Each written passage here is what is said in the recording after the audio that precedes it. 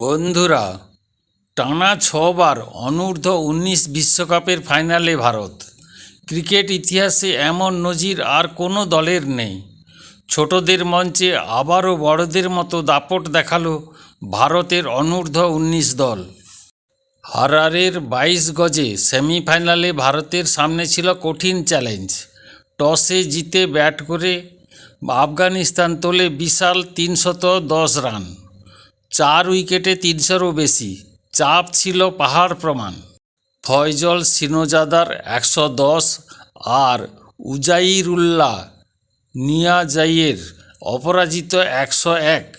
দুই শতরানেই আফগানদের স্বপ্ন উড়ছিল আকাশে। কিছু সময় চাপে পড়ে যায় ভারতীয় বোলাররা।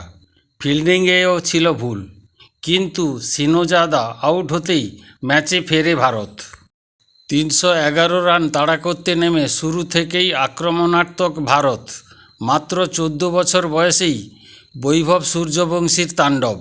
৩৩ বলে ৬৮ রান, ৯টি চার ও ৪টি ছক্কা। পাওয়ার প্লের ১৫ ওভারে ভারতের রান ছিল ১২৮। রান তোলার গতি ছিল সম্পূর্ণ নিয়ন্ত্রণে।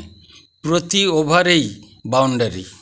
এরপর ম্যাচ নিজেদের হাতে তুলে নেন আরএন জর্জ আর অধিনায়ক আয়ুষ মাত্রে। দ্বিতীয় উইকেটে ১১৪ রানের জুটি। এই জুটিই কার্যত ফাইনালের দরজা খুলে দেয়।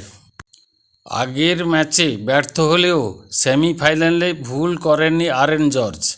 ১০৪ বলে ১১৫ রান, রেকর্ড রান তাড়ায় ম্যাচ জেতানো ইনিংস।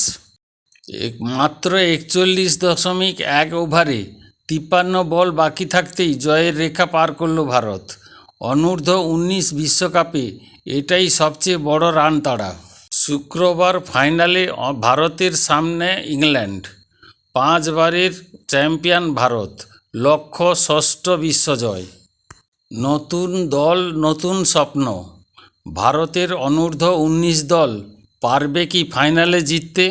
আপনার কি মত কমেন্টে জানান।